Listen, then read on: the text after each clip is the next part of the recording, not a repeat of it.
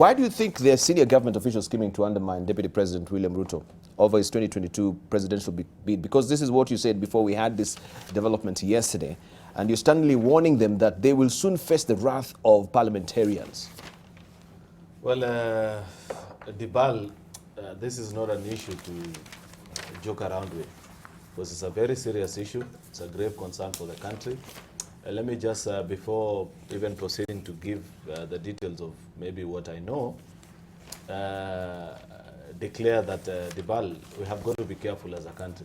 We've got to be careful because Kenya has been sort of like an island of peace in a turbulent region, and the reason why we have been able to achieve that is that we have always restrained ourselves as a people. There are things that we have always confined to the boardrooms and left, we have always confined actually or kept us, ourselves away from certain kind of discussions and that kind of a thing. But it is now emerging that our modus operandi as a people is changing. Things that are absolutely immoral are now being considered vogue and fashionable, and that anybody who's willing to do them, you'll find a media that is willing to give you the platform to pursue that particular course and that kind of a things.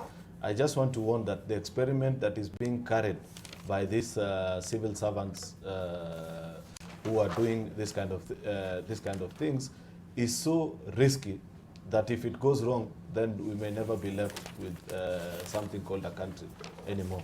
Therefore, they must be stopped dead on their tracks. I sincerely hope that DCI will close this matter as soon as possible so that the truth can be known about what happened actually on this evening about what you're discussing. And it is not an innocent. You know, I had my good friend Moses Kuria speak earlier before the rest of our colleagues came in and said that this is a decision moment and his decision will be based on when the truth emerges. I want to tell Moses Kuria that I know that you know the Deputy President very well, and you are friends. And if of all the qualities of the Deputy President, Moses Kuria, I know you know that he is not a panicky person. He's not somebody who, when you're seated in a room and there is trouble, he would be all over trying to say, oh, let's try and solve this. In fact, to the contrary, he's always the kind of people that will tell you, no, relax, don't worry, this shall come to pass. But when it gets to this, and now, as details are emerging, that Cabinet Secretary Munya actually misled the country, and he lied, because what you are reading from the Star, what you are reading from the Standard, is that it is actually the president himself who called the DCI and said, I have had information about something that troubles me, and I want these cabinet secretaries to record the statement. Therefore, when CS Munya went there and tried to play politics, he should know that... So how did he lie?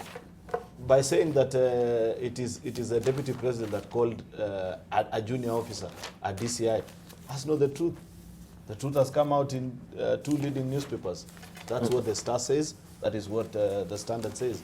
Read the story about how the president gave that call, because, and it is right of the president that when you hear that kind of information, then the only sensible thing to do is to give the state agencies that are granted the power to investigate these kind of things the authority to proceed. You know, and even without that confirmation, Dibal, let us test Munya's words using common sense, because Munya believes that we are fools, and therefore he can go on public television and spew the kind of lies that he's telling. I want to ask very simple questions, maybe perhaps 2 or 3. Number one, Munya says, oh, we were meeting to discuss development. And the first question that comes to mind, all these are cabinet ministers. They have got very big boardrooms the size of football pitches. Some of them were even in local media having refurbished entire floors of the offices so that they can have proper meetings. What is this that is so secret about development in Mount Kenya that can only be discussed in basements of hotels And when you go to the meeting, you have to leave your mobile phones in the cars, because that is exactly what they did. Number two. So you established also they were meeting at a basement? Yes. That is at Lamada. Lamada. Number two, if it is true, as he's trying to allege that this meeting was about development, is Munya now guiding? Is it the position now that Munya wants to tell us that the president has sanctioned ethnic balkanization of members of his cabinet to consider national issues? That the problems that were raised, for example, by my friend here, Moses Kuria, in Thika, in that famous address of his at Thika Stadium, that they can only be addressed by members of a cabinet from Mount Kenya region?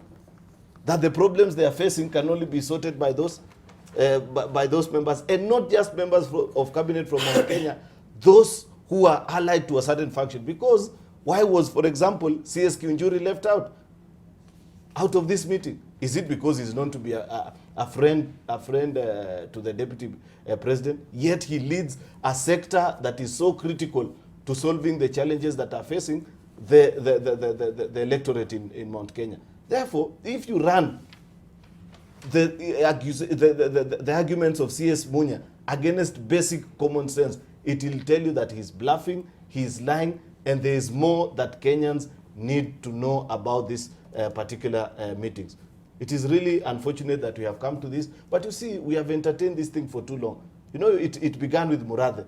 Remember the kind of things Murathe was saying? And we sat here and we discussed and said it doesn't augur well for the country. It was picked up by Atwoli, who said that, don't worry, William Ruto will not be on the ballot. And I am on record, I asked, how do you intend to do this?